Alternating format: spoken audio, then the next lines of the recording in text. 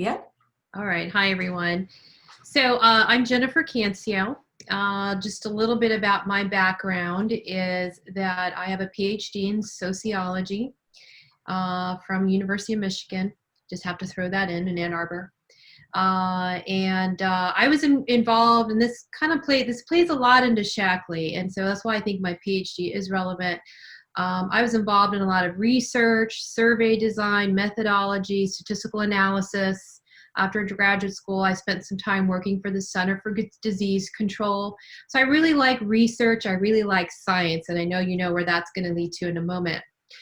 To make a very convoluted story short, about 20 years ago, I made a major career change to become a Pilates trainer because I hated sitting at my desk analyzing data. I hurt, my back hurt, my neck hurt, my hips hurt. And make a long story short, Pilates really helped me heal physically for some injuries I had in adolescence. And then about 10 years ago, I went back to school because I'm a perpetual student type. I decided to get a degree in health coaching. I was going through a divorce. I wanted more to add to the table. I was going through a major healing crisis myself. And I wanted to get all that knowledge together and get some formal training so I could help people not just with the physical, but also the nutritional, and help people heal nutritionally to get a very well-rounded or provide a more well-rounded way to work with clients and customers. And whenever I embark on something, I like to take the clinical and scientific approach, sometimes to a fault, but that's just the way I do things. So in Pilates, very clinical background. I love it. I mean, I really love what I do. Focus on rehab and working with people after joint replacement, injury prevention, pain management, biomechanics of the body, you name it. I've just dove into it. And then same thing with health coaching. I really enjoy disease prevention. You see, we talk to our clients, and Ginny will mention too, and they're flirting with having to take cholesterol medication or flirting with potentially diabetes. And there's things we can do, as all of you on this call know. So for me, Shackley was their strong science and research in their products. It was just a natural evolution of things, and I'm so grateful to have been introduced to it. My background is that I was healing from a major health crisis, and Shackley products worked so well for me that I started to share them with my clients, my Pilates clients and my health coaching clients, to see if they got improvement, and they did. I saw changes in people's blood work, pretty remarkable ones that would be similar to a landmark study results for those of you familiar with that. Saw reduced inflammation in the body. People lost weight, therefore less impact on joints, therefore less pain, therefore greater ease of movement. So when I started seeing results, I thought, okay, this is a great opportunity, not just to help other people and to continue my mission of health and wellness, but also to generate a side income. And so I think one of the first people I heard talk about the business was Carolyn, and what really got me interested in the business were the tax benefits of a home-based business. I already had the Pilates going, and I really love the tax benefits. So I jumped in and loved the science behind our products, and I was able to build a nice supplemental income. So why am I focused now? I've decided in the last year, I've made the decision to really jump in full force. I love what I do. I really love what I do as a Pilates trainer and as a health coach. But despite the independence of being self-employed, there are some downsides to being a body worker, and that goes for massage therapists, personal trainers. It's physically and mentally tiring, as I think Ginny will attest to that. You've got to be thinking, you're a problem solver. You've got to be there for your client. If you're not there and fully present, they're not coming back. And it's fun, but it's tiring. The other part is that we only get paid for the hours that we work. So that can be a problem if you get sick. That can be a problem if your child gets sick. That can be a problem. You're only paid for when you're there. And then I realize as I get older, I don't want to be working this hard 10 years from now. And I've been the last few years, Jen, you got to make a decision. You got to make a decision. What hasn't worked? is here in Vero Beach, our income, it's very seasonal. We have this like period of time, it's kind of like a squirrel, you know, storing for nuts for the winter. Our nut storage season is October through May, and then our season is kind of unpredictable from May through October, and that's without a hurricane. Then enter COVID-19, and everything shut down. And Ginny has an interesting story she'll tell you about the studio that she owns where I work. Enter COVID. We were shut down for, I don't know, like 8 weeks or so, or 6 weeks. And I realized, okay, it's now or never that I'm going to take this to the next step. I've been very appreciative that Shackley has helped supplement my income during the slow season when I don't have a lot of nuts to hoard. It's carried me through, but I'm ready for the next step. So COVID-19, I made that decision that it's now or never. Plus, my daughter's in high school. I have one daughter and I'm a single mom, and I promised myself that when she graduates from high school, I will have a full-time income with Shackley. And so that's been my goal, as her goal has been to get into her good college.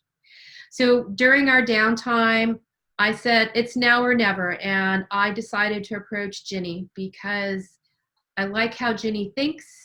We're very methodical and we're very careful with our clients. And I just see a nice fit with the clientele that she had. So I approached Ginny about the products and about the business, and I truthfully didn't know how she was going to respond, but I thought I got to start asking if I want to do this.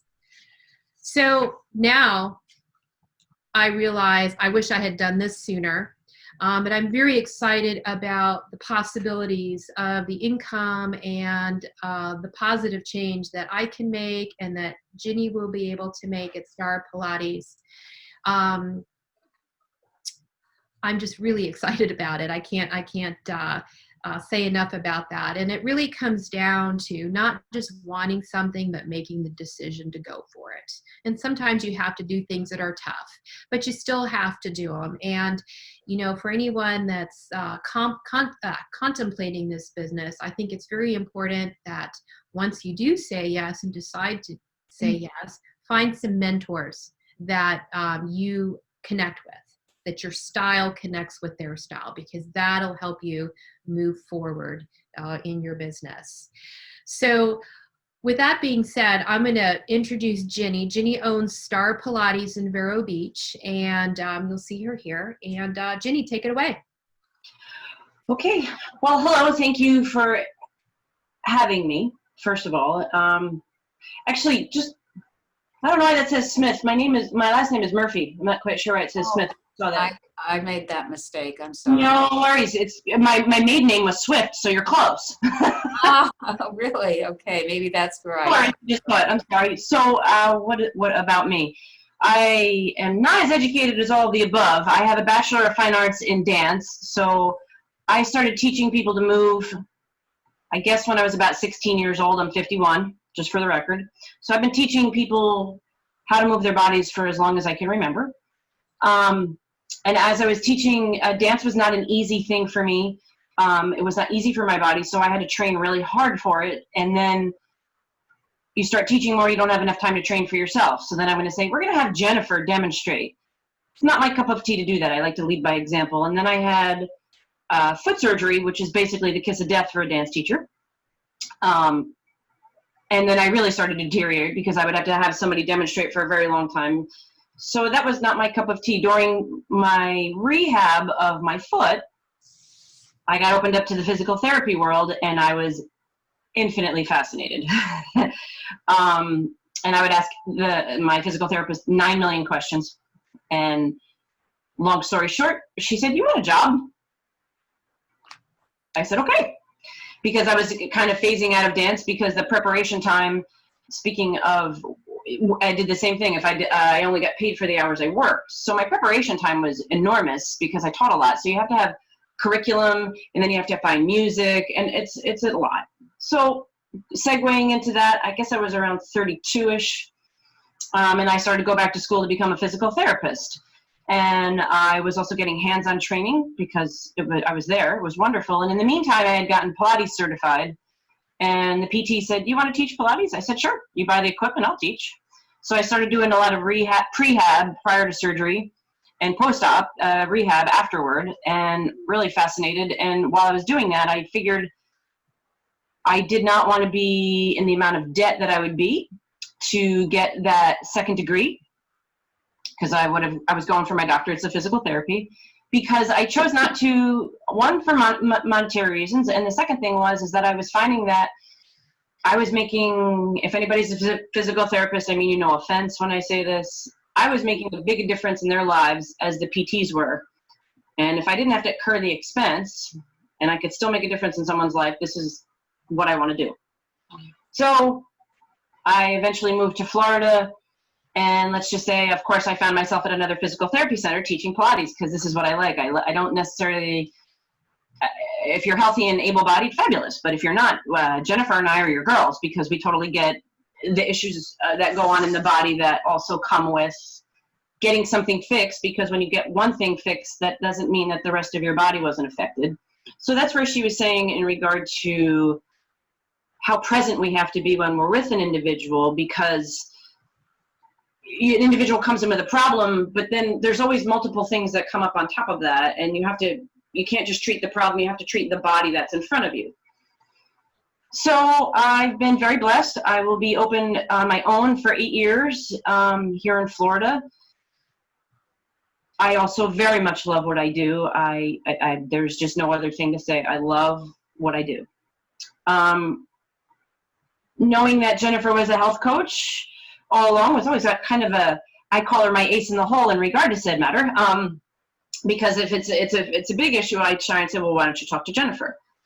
And that being said, we got hit with, and again, you don't work, so to speak, you don't get paid, and that seasonal thing can come into play pretty heavy. And Jennifer said, without a hurricane.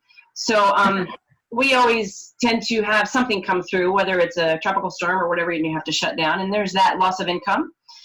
And even though you plan for it and you store your nuts for that time, like she said, it doesn't make it any easier. And I'm happy.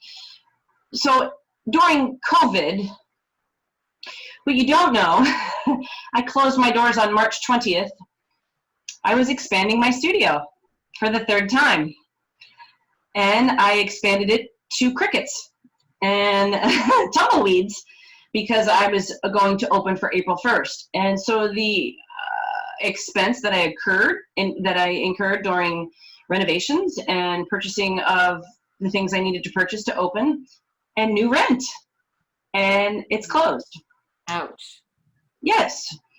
So when you sit back and you're home alone with yourself and you go, okay, can you reinvent yourself one more time? Because all I ever wanted to do as a child was be a dance teacher, and I succeeded, and I was good at it. And now I'm a Pilates teacher, but what do I do if I can't be one-on-one with somebody and be able to touch them and move them and so on? And I said, can you reinvent yourself? And I was like, sure, but I don't want to. So I resisted that thought immensely. And Jennifer asked me, Ginny, can we meet at the studio? And I was like, sure, whatever. I didn't know what it was in regard to, but it didn't matter. And she came in and she presented. May I just say this, because I've not had the opportunity to say this to your face. Your timing was beyond perfect, and your graciousness was perfect. That being said, she very graciously and tenderly came to me and said, so, you're closed. You have no income coming in. Can I interest you in this? And she presented Shackley to me. And about 10 minutes into the conversation, as they say, she had me at hello. Because I'm going to use her particular word that she throws at me often, but I don't know if she's aware of it, but she calls it that passive income. And, today was a 12-hour day for me, and I'm here with you now. And I don't mind working a 12-hour day. I don't. But if I don't have to, I would prefer not to. So that being said, and chewing on the idea of Shackley and listening to Jennifer, and of course observing her speak with her other clientele and listening to those things, it's just proof, it's evidence. And I need the science. I always need the science behind why I'm what I'm doing, why I'm doing what I'm doing. So nutrition was, and obviously it's a big portion of the body. You want to keep the body healthy muscularly, you got to feed it the right fuel. I am no expert on that. I know it works for me. And that's when people used to say to me, I'd be like, you have to ask somebody else. This is not my department. And now I have my ace in the hole. But now people can ask me, and I'm getting my education in regard to Shackley, because the huge mind blower for me was that you are testing after you harvest for organics. And that just blows my doors off, because that is not cheap to do either. To do continuously do all this testing, to be diligent in this testing is really cool. And to have that speak for itself over this many years that Shackley has been around, again, the weight that the 65 years of Shackley really resonated with me, again, because it's still based on science. The science doesn't lie. Somebody can come to me and say, the Pilates was the greatest thing I've ever done. Well, that's terrific, but this, you can't deny this. That was that woman's opinion. This you can't deny, and it's a fact. So again, I can start to help somebody from the inside out with nutrition, because I'm considering my journey at this juncture.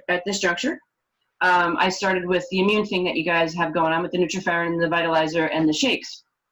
And I consider it nutrition. The vitamins, I consider them nutrition because of how much food you're actually getting in that. So it was kind of a win-win situation. I do confess, last thought, and I will shut up. During COVID, I had plenty of opportunity because I did everything I was asked to do, and the resources were there for me to study, but I was not able to concentrate in the slightest because I was constantly worried about, my brain was always on the business. And I would read, it says up there, Star Pilates Studio, Star Pilates Studio, Star Pilates Studio. I'd never get anywhere because I'm still trying to read Star Pilates Studio.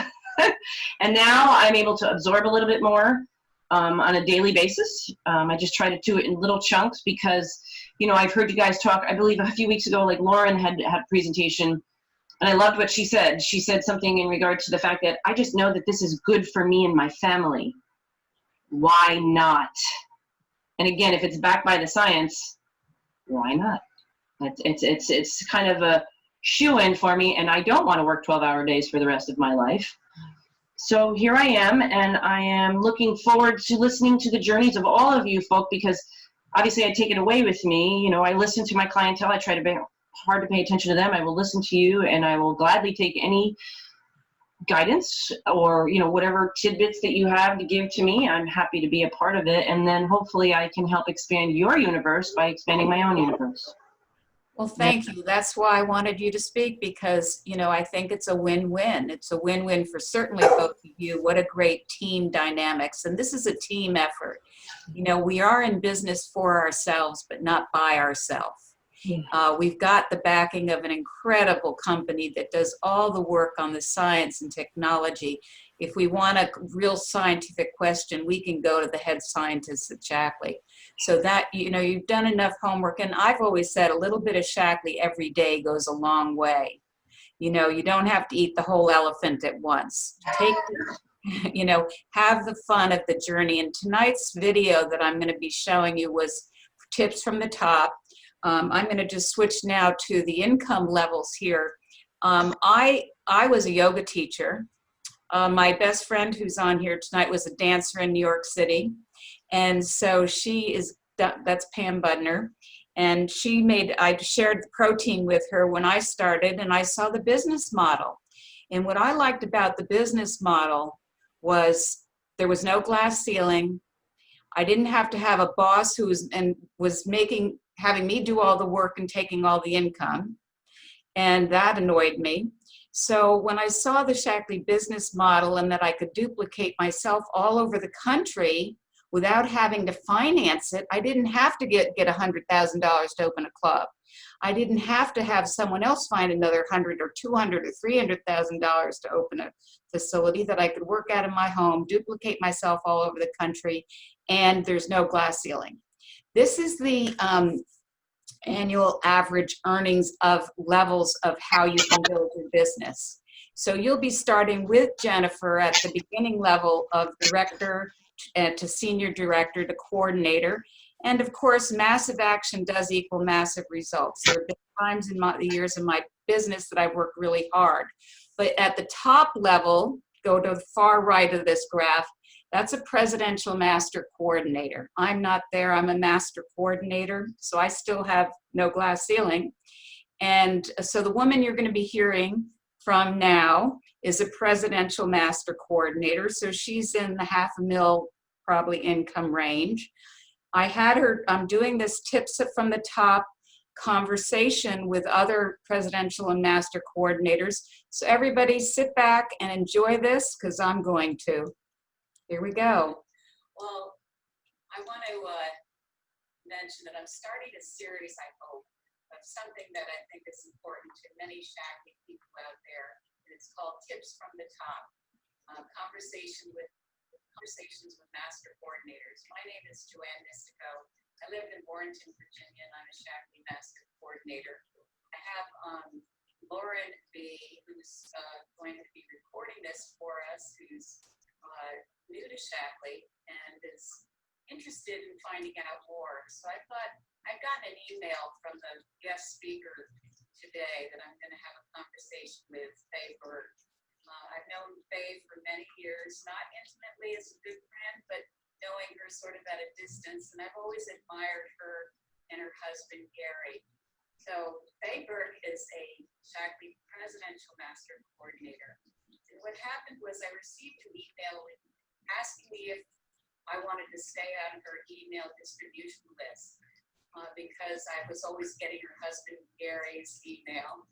And sadly, we lost Gary not too long ago. And Faye was just checking to see if she didn't want to impose on any of us to see whether or not we wanted to hear from her. And of course, we wanted to hear from her. You know, she was an integral part of all the wonderful things that they've created in their Shaklee business. Not to get you emotional, Faye, or hit that heart button, but it's so you know how everybody cares. Everybody cared.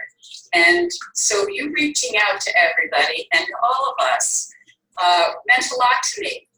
And it means a lot to the other people in the Shaklee field because you have such insight and great wisdom in your own style and your own way. So she sent the first email out and they said, wow, this is fabulous. What great information. This is what we need to hear. So I asked her if she would share in a Zoom conversation with me about just some of the ideas and thoughts that she has these days. And I'm going to sort of turn it over to her. So Faye, you know, as you go forward with this new stage in your life, and as you see your Shaklee business, I know that you have so many wonderful ideas. And you mentioned that you kind of want to talk about have a message for out in the field of how you can get your business. Is the sound okay, everybody? And what you might need to do. Yes. Joanne, Okay. I always think that in Shaklee we tend to make heroes of people who have maybe done what we like to do or who are way beyond where we are. And what happens in the making of the heroes is that without really recognizing it, we're thinking that they can do it, but probably I can't. And so it's good to have the picture of what's possible in front of us.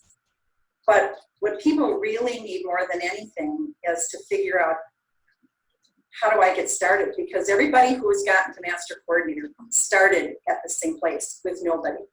And some people start and actually have some capability. You know, they actually are good at some things. You know, they're people and they've got a whole range of people in their life that they can talk to about Shaklee, and everybody jumps on and says, oh great, I want in. But that's not the way it is for most people. Most people kind of have to slog through those first few people, and a lot of people just aren't able to do it. And so they don't really survive very long in the business. And so I think it's a lot more helpful for people to know, where did someone come from? And how did they get their business off the ground? And then to hear about where somebody is today. And so I guess there's two things that I think are sort of relevant is, one, how do you do that? How do you sort of fight through those, those early stages to get something that says, yes, I did get to the place where you think. And the other thing that I guess I'd like to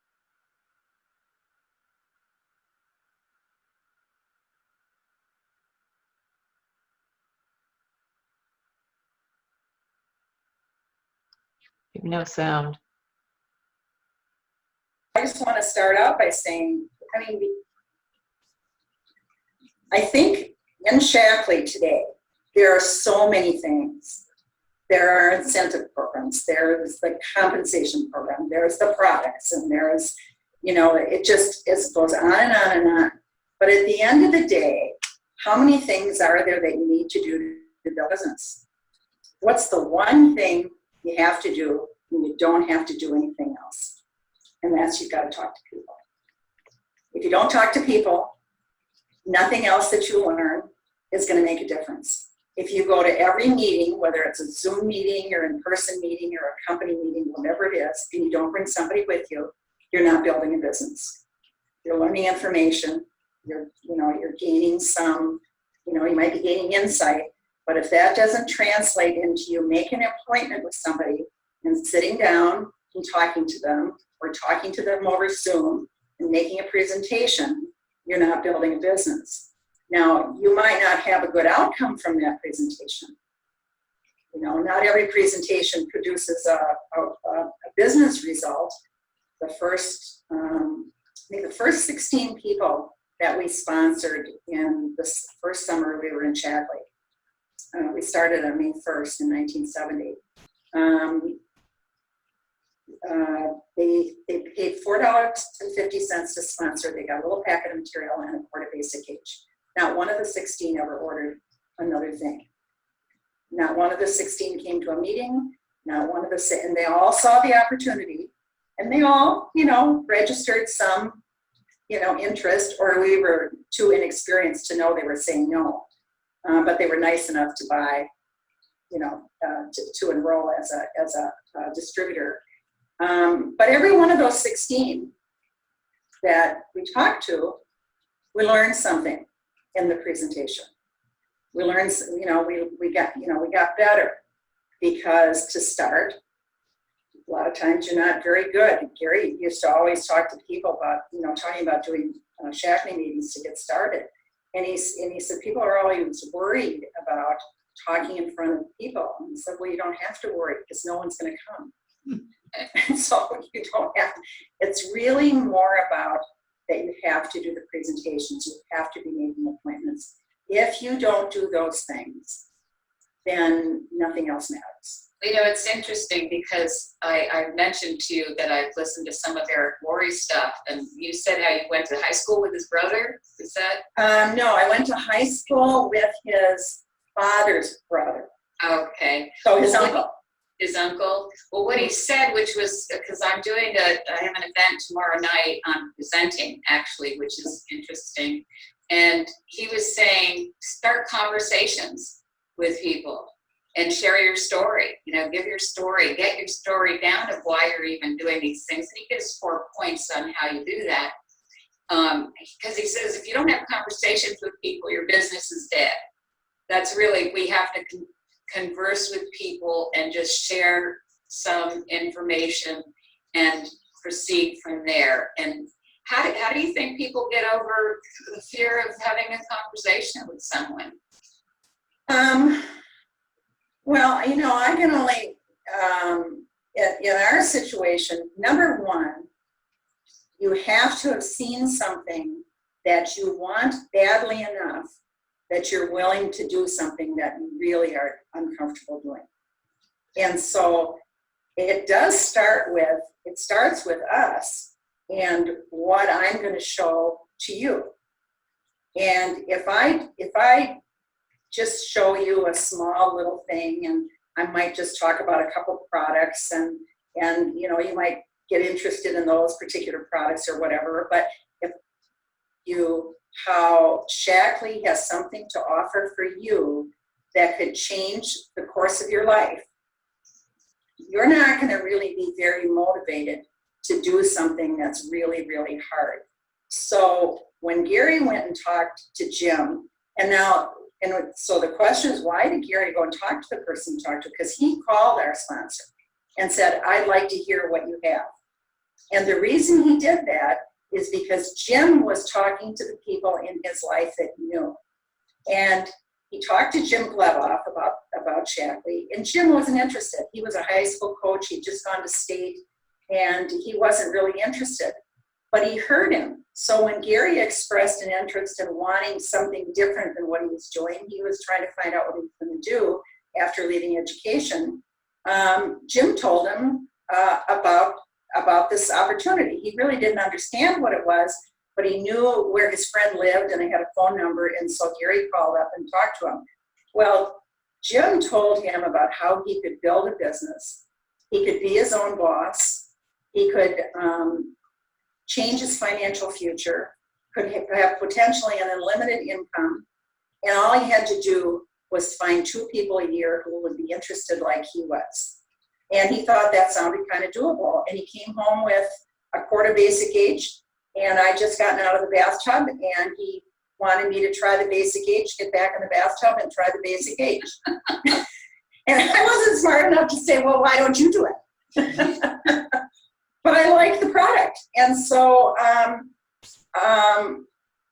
he saw that there was something there. And so even though he was incredibly shy, never spoke up in a class, always sat in the back, almost didn't graduate from college because they caught him in his senior year, and he had to take speech in order to graduate from college, and he almost quit the class.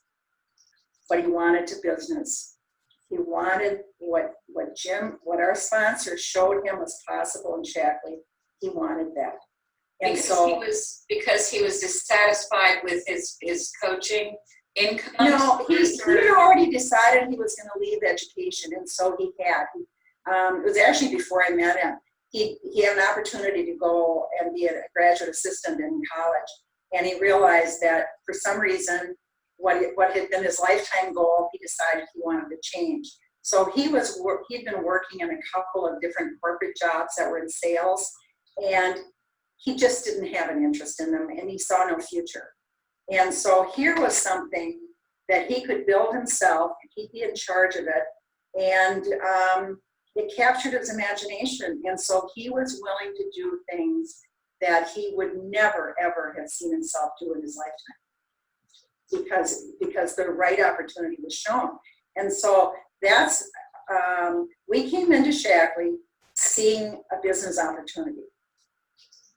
It wasn't just about selling a few products. It was really about building something, not selling something. That would give you a future which of course is what you have today, an incredible lifestyle and opportunity. So he had to work through and walk through as you did, because you were kind of dragged into it from what I understand. Well, as he said, he came home to tell us that we were in business, and I helped him understand that he was in business. I was not in business, but we had not actually been married quite a year. And I by nature, I guess I'm a team player. So I did parts of the business that he wasn't interested in, but he's the one that had to really make it. He's the one that had to make it happen. And honestly and truly, he was not good. I mean, it was painful to listen to his early phone calls trying to set up a couple of appointments with people that he knew. And then when he made a prospect list, he had my friends on his prospect list, which was really, wasn't so happy. Crossed them out? No, there were a few that he talked to. Yeah. So. Yeah, well, he always had the story that he had a list of 100 and that he didn't get through the top. Is that what? No, it was probably, it's one of those things, some things you hang on to, and somehow that particular prospect list disappeared, which is unfortunate. He probably it's probably 58 or 65 names, and he probably contacted maybe 38. And so because people get involved in our business for a variety of reasons: health, environment, and opportunity. So you basically saw the opportunity, is where you. Well, and when we got into business, our whole community, it was pretty much the same. We saw business as a totality. It wasn't bifurcated into kind of a nutrition business or an opportunity business, because the opportunity is the foundation of it is products that work and that are consumable and are dependable. And so when we did presentations on the opportunity, which is all we did, we certainly always presented products and talked about the products and talked about the products were in harmony with nature. And you could tell sometimes as you're talking with people, they don't seem to be so interested in the opportunity. And so then you kind of adjust, and then the focus would become more on the products. So the products have always been fundamental to the business, but our focus was on building a business with our products. But it wasn't really a separation.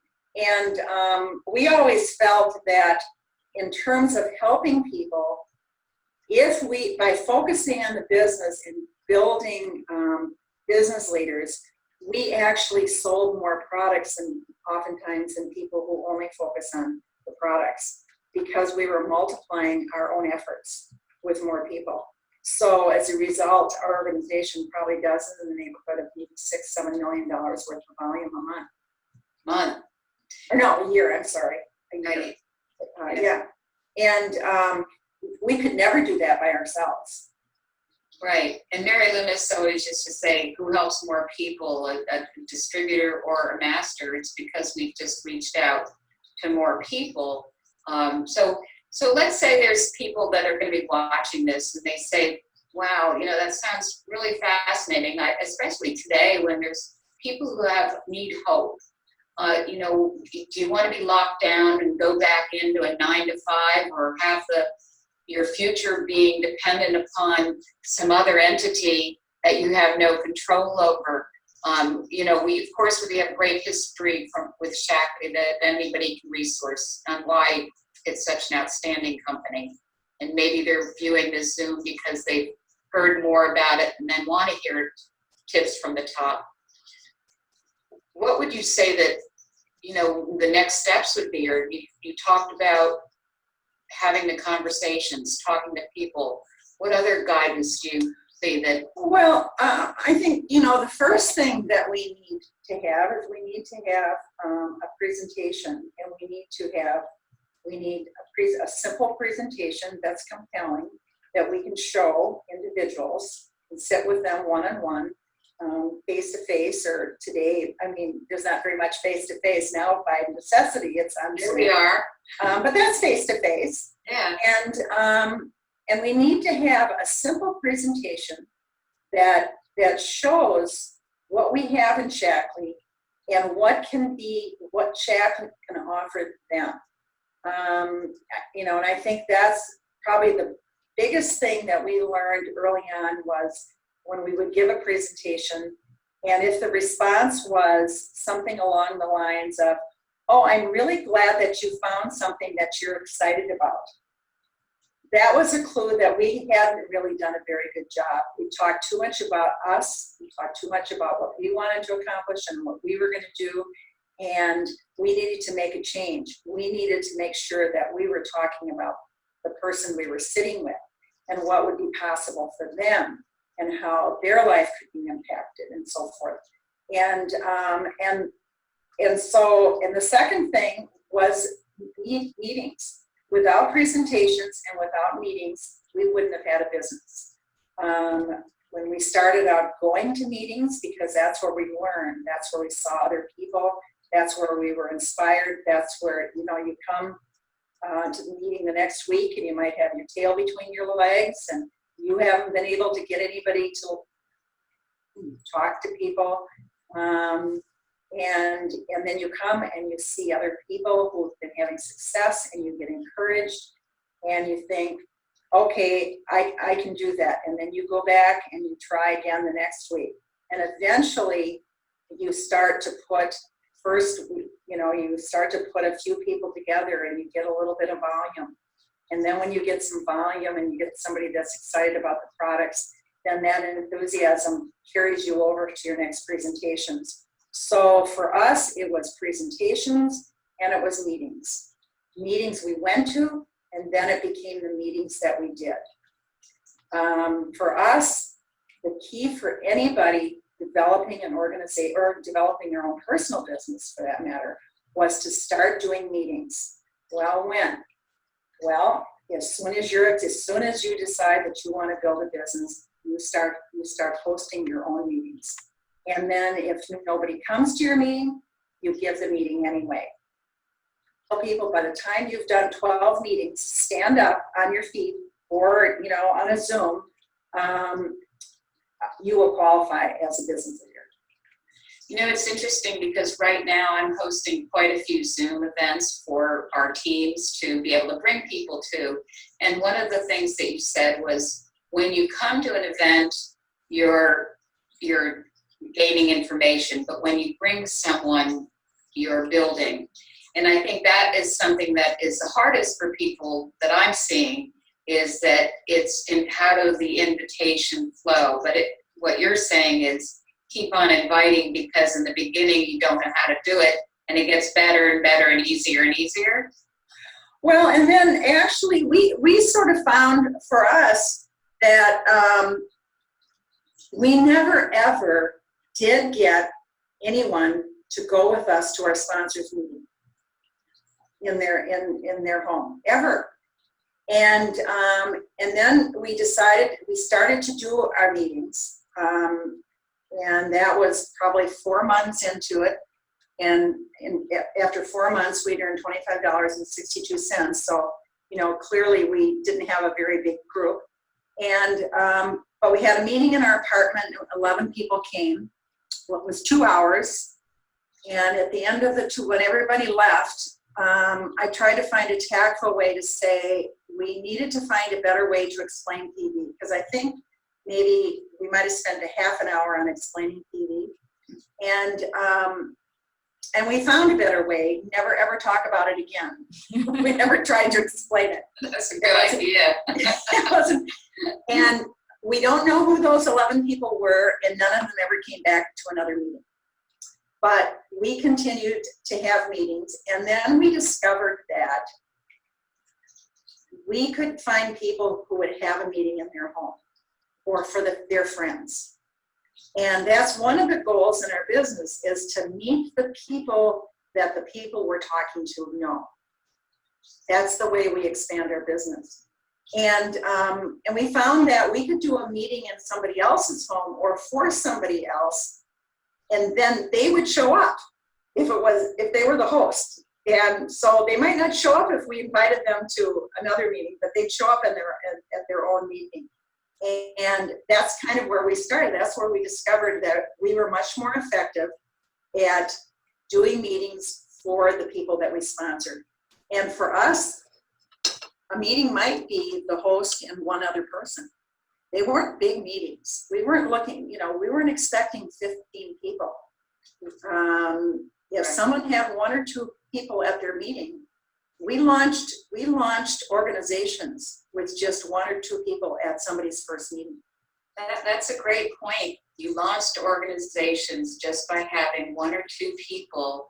That's a big point for how do you develop an organization. People think they have to have big rooms of people, when actually it's that one person and them being able to effectively bring in some of their people who get excited, who bring in some other people who get excited. So I know again, to bring up some of the stuff that I've learned is the fact that I'm the expert for Lauren right now. So she doesn't know much. So she could say, I'm having a women's event and I'm bringing in my guest speaker, and we're going to be doing it on Zoom because I can't come to her home now. She's got young children, young moms. Would you come on Thursday night? We can gather, rather than her saying, I have this lunch and learn, that's what I'm doing. Come with me. So it's connecting with their people is the most important thing that we can do. Well, and Lauren, the most important thing that you're going to be doing is you're going to be, the first time you listen, you're going to listen and you're going to be learning. The second and third time that you attend one of these events that Joanne does, whether it's the lunch and learn or it's a presentation, you're going to watch what she does. Watch how she handles herself. Watch what she's doing, because after you've watched it a couple times, if you want an organization, then you want to go out and you want to start to do what you have watched. That's the way you become a leader. You don't want to just think, oh, well, I'm going to keep bringing people to Joanne. I'm going to keep bringing people to Joanne and build a business. That's not the fun of building a Shackley business. The fun in building a Shackley business is that you get better and you become a leader and you start figuring out, how am I going to build an organization? How am I going to move on from where I am? And the way you do that is that you do it yourself. That's the, I think, Joanne, you started out, or maybe earlier in our conversation, we were talking about the fun of Shackley.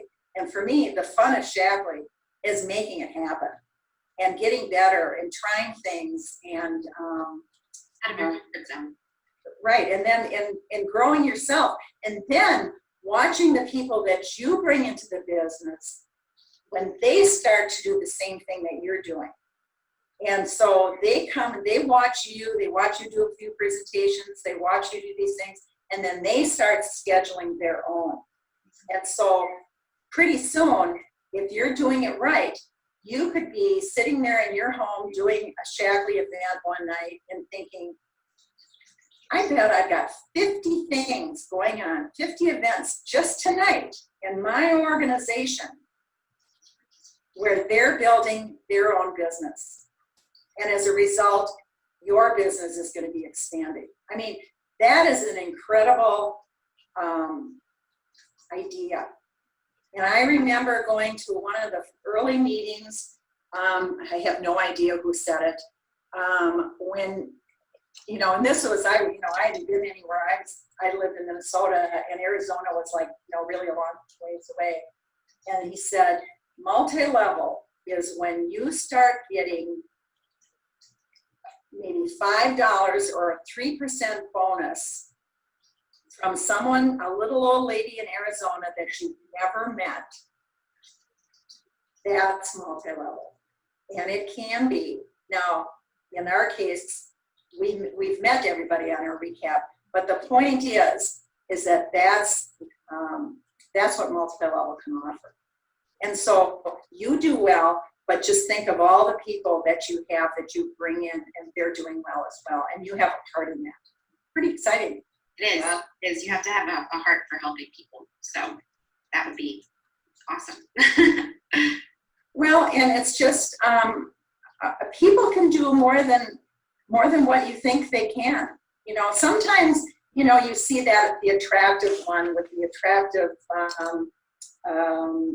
background in college, and maybe they're even really good in business and they're in sales or this, and yet they don't necessarily, they might come in and not do well in Shackley. They have all kinds of hang-ups that prevent them from doing something in Shackley, even if they want to.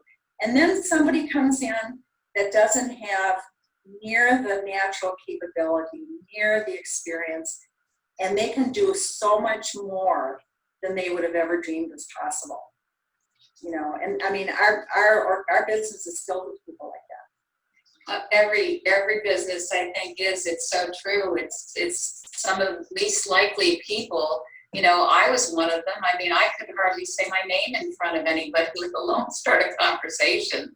So it's a great personal development situation as well. And it is about helping other people, giving, and especially now, I think we're at a pivotal time now to open our mouths and have conversations, because we have excellent choices for people, whether it's improving people's health, immunity, etc.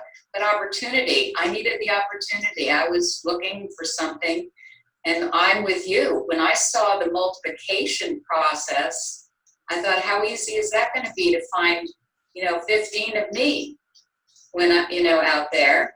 And it proved a little more difficult, but it was. Well, we didn't focus on the 15. We focused on the 2 a year. And That's good. I should have thought 2 a year. well, and the 2 a year, interestingly, we never found more than 2 a year, but we found 2 a year for 8 years. So we had a net gain on our first levels of 2 a year for 8 years, and so it took us 8 years to get to master. And we had friends coming in that were getting to master in 3 years at the time, and it just took us longer. I mean, we just had farther to go, and so we trudged along, but it's not a race. You also said, in your email about keeping it simple. There's so much information out there, so you had simple steps too, like saying to someone who's getting started, 2 a year. Look for 2 a year. That isn't that monumental. Gary, I mean, he would have people say to him, because Gary, I mean, I was at home, and after Rachel was born, Gary would go out on the road because most of our business was out of town and actually out of state. And oftentimes there'd be those people that would think, oh, 2 a year, that's just not fast enough for people. They want to have fast growth. And people that want fast growth often have no growth. Even if you grow 1 a year, that's growth. And personally, in terms of looking at our organization, I always like to see, I don't understand when people are in Shackley and going to meetings and doing all the things, but actually not talking to new people and not growing. Because it just seems to me that you will always ought to be able to grow. Even if you're just going from being a 2,000 PP director to 22, and just think if every year you just increased it some, and as opposed to always staying the same, because growth is where it's fun and you feel good about the business and you feel good about yourself. I'm pausing it right now because this does go on for a little bit longer. And I know that I do like to, I'm going to keep it going, but if you have to leave, feel free. And, but yes, I think it's real easy because there's a million lists of things, like you were talking about the 7-step process. I mean, I probably on my computer, I've got 12 magic principles, and I've probably got a list of 10 things here and whatever. But most of them are kind of the same. They all involve contacting people, presenting to them, sponsoring them, and encouraging. Most of the things that really, truly build are all about people, and a lot of it is intangible. It's believing in people, believing that they can be successful, applauding their efforts that they, when they make efforts, and having a good feeling about the outcome they can have. A lot of success in Shackley is intangible. It's being a list of things. Being consistent, with it too. I would say small, simple steps, tasks, simple steps every day. A little bit of Shackley every day goes a long way. We have people who stop and start and stop and start, or get discouraged and quit. I could have easily gotten, I'm sure you could have, as you were saying in your story, it's easy to get discouraged in the beginning when you just don't know what you're doing and you make a lot of mistakes. Well, to be perfectly honest, I mean, I was sort of praying that Gary would fail, and then I realized I didn't have to pray because it wasn't looking good. What I wasn't counting on was that, there was no giving up. He was just pressing on and to figure out what the key was. Amazing. And he loved it though. I mean, it took a little while probably, but you could, of course, see that it is more joyful when you're having good results. Well, I think there's just so much that you can learn along the way. And I think that was we all come with different gifts. And maybe that was the thing that was the gift for us, is that if things weren't going well, you try to figure out what could you do differently. Not I'm failing, it's not working, but what do I need to do that's different? How can I get better? How can I do better? I think too often people just feel like they feel like they're failing, they feel like they're not good enough or whatever, rather than what is it that I could do to get better? So what was it that got you over the hump, Joanne? Asking that question, that was an excellent, what do I need to learn that I'm not doing right? Because I need to, so I would look at what Mary Loomis was doing and say, well, what is she doing that I'm not doing? How can I improve who I am? I would listen to Gary Burke, I would listen to Jim Burke, I would listen and realize what I needed to improve in my own personal skill level. And so that was really basically, I became a student and I listened to my mentors that did it and were successful at it. And your mentors, were they people that you were in contact with, or were they mentors that you adopted from not have even known who you were? A lot of times they didn't know who I was. I was just a face in the crowd, or, we had audio tapes at that time. So, Jim Rohn, there's so many personal development people, which I loved, getting over my shyness, getting over the fear of talking to people, getting over, any list of litanies of things I had to overcome. When we went to our first convention, and like I said, Gary was very shy, and he wouldn't introduce himself to anyone. But we were staying in a hotel in San Francisco, which was a big deal to go. The company, if you were a business leader at the time, they had a convention that everybody would be invited to come to, and Gary would leave me in the hotel room. I would not be ready. He would just leave. It was, and I'd have to trail along because he wanted to get down in the lobby, and all he was interested in was seeing who had a key or a master coordinator pin on, and then he would just position himself and sort of lurk around where they were and just listen to their conversations. What were they talking about? He wouldn't go up to them, he wouldn't shake their hand, he wouldn't introduce himself. He just would stand where they were conversing so he could overhear their conversations. And what did they talk about? What could he learn from their conversations? And one of the challenges today is there are too many experts out there that, quote unquote, want to give you their advice. So for anyone who might be listening to this, you choose a few mentors that have done it and done it appropriately so that they have a solid, stable organization like yours, and listen to them and know that the magic bullet basically is us learning and being mentored by them. Well, as you can imagine, I have piles of papers that I can go through. I've got things on my own computer, and I've got, 100 plus various kinds of presentations minimum on Gary's computer, and I have stacks. I've probably got 2 feet of yellow legal size papers with notes and so forth. Wow. And to be perfectly honest, they all tell the same story. Some different words, some different, a different order perhaps, but there's really no, things haven't changed. Fundamentals. But what was Gary's word? Fundamentals wasn't one of his big words? Well, he was a football coach, and in football, there are different formations, there are different things, but when it comes down to it, but the fundamentals don't change. If how quick your feet are and the feet position and all of that.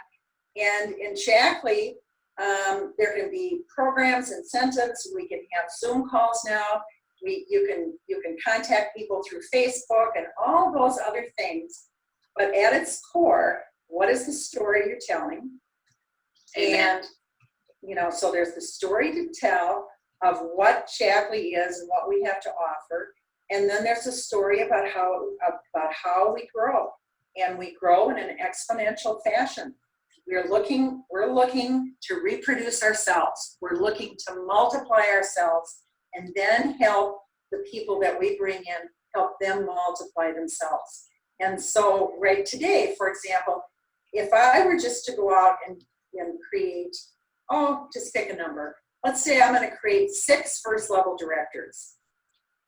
Well, that's okay. But if you want to build an organization, would I actually be better off creating 2 coordinators? If I have 2 coordinators, I have 2 first levels, and they've got 2 first levels. Now I still have 6. I have the same 6, but I've learned how to build a small organization. And if I can learn how to build 2 coordinators, 2 directors first who become coordinators, and then I can build as many of those coordinators as I want to. And then I can help and encourage them become senior coordinators and then executive coordinators, and then I can Yeah, a duplication. I know I have my best friend since 9th grade became one of my first. And so that was fun and easy because she was a dancer and wanted what Shackley had to offer. And I think us telling our story about why we chose Shackley or why we explore getting in, and then finding those 2 that you really like. Some people think they have to talk to everybody, but talk to the people you really like. It makes it a lot more fun and a lot easier. And you talk to the people, sometimes I see people when they come into Shackley, let's say they're going to talk to all their neighbors, sponsor all their neighbors. Well, if they have a neighborhood that's really friendly and they sponsor all their neighbors, then who are your neighbors going to, who would be the first people they might talk to? The same might be true of your friend group at church or whatever. So when we sponsored Mary Lou at church, we never talked to anybody else about Shackley at church. Why would we? Because Mary Lou talked to them and she sponsored them. And when Gary went to talk to his family, besides his mom, well, who's the first one? Well, he's going to talk to his sister because his sister was everybody's favorite. There are 3 boys. So the sister was the favorite of the 3 boys. And so, who is the person that everybody likes? That when they host a gathering or in the neighborhood or in your friend group, that everybody's going to come. They're the one that starts things. Well, that's probably that'd be the one that you want to talk to first, and then let them, if they're interested, kind of talk to the rest of the people in your friend group. Yeah, I always say I would not be a master coordinator if I relied on any of my family. My mother and father purchased Shackley. I completely insulted all my Italian relatives by telling them they have to get off of white flour and white spaghetti. So, those are the learning curves that you have to go through, what you don't say as well as what you do say. Right. So that's where I needed a mentor to guide me a little bit. Well, Faye, we really try to keep these calls short so that people can get the gist and the golden nuggets of what we've offered them today. I think we've got some really gems here for people to take a look at. And unless you want to add some other items right now to kind of in the closing of, talking to someone who may be looking. And Lauren Lauren came to me through looking for an assistant to help me organize myself because I have so much going on. And she's been magnificent with that. And she's been a good student She was just saying how she's always interested in health and all of that, and she's good at business. So she has good talent and skills that could fit nicely for this business. But what would you say to anyone else that's out there maybe listening to this at the end of this conversation? Well, I would say to Lauren especially, how old are you, Lauren? You look like you're 2. Just turned 30 in February, so. Turned 30. I was 26 and a half when we were sponsored into Shackley. And so it's been 50 years. And, you know, we've gone through lots of ups and downs of different things in our economy through all that time. And right now we're in probably the most challenged economy that I've seen in my lifetime, and maybe in everybody's lifetime. And yet Shackley has withstood the highs and the lows, and it is just remarkable now. I just was asked by someone ordered some products the other day, and she sent me an email and said, was wondering how our business is going. I think thinking, maybe not so good. And I'm almost not embarrassed, but I almost feel bad in a way, saying it's amazing. Our business is just flying high.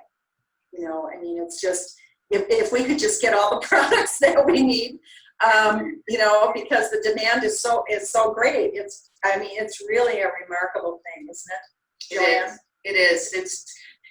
It has so many gifts. It's really a blessing. It's been a blessing in my life. It's been actually the most consistent thing in my life, other than my children, really. Well, and if your kids are young, Lauren, or any young mom like you are, I would say that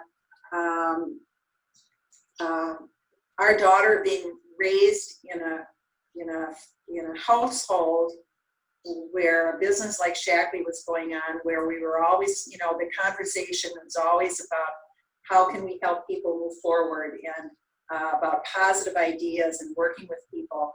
Honestly, my daughter's 42 now, and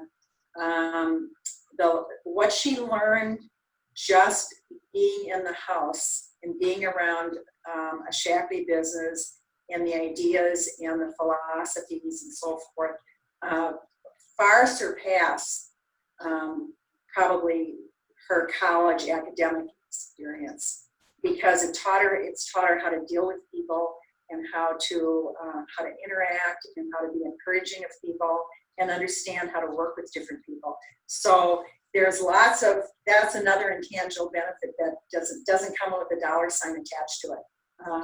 But it was when Rachel was in college, and maybe even when she got out of college, when it really dawned on her that she and her Shackley friends had really had such a different life experience than many other people her contemporaries that she was around. I'm sure your kids probably. Yeah, they definitely has, and we actually had a health and income call last Thursday, and we featured a couple team that the husband spoke, and that was one of his primary pluses for his wife really building a business. And he's a CEO of an international company, and it was his one major happiness factor for him was what his daughters were seeing with what Shackley has exposed them to. So great closing statement there, Faye. There's many. That was fun, Joanne. Yeah, well, and nice to meet you, Lauren. Hope to see some exciting things from you. I hope so. We'll see. Gotta get over the fear that Joanne was saying she had. That was me. I'm an introvert, so. A lot of introverts that build. Well, and this is, not a closing thing, but, sometimes introverts are people that aren't so busy trying to tell other people things. Introverts listen better, I think. And so that's not a negative. I think in a lot of the cases, it's actually a positive. Mm-hmm. So embrace the introvertness. I will. I'll share more of that story with you, Lauren, about my fears. I have quite a lot of them. All right, well, thank you, Faye, so much. This is the first Tips from the Top with one of the best, Faye Burke. Thanks, everybody who might be watching this in the future, and we'll have some more to come. Thanks, Faye. Thanks, Joanne. All right, Deb.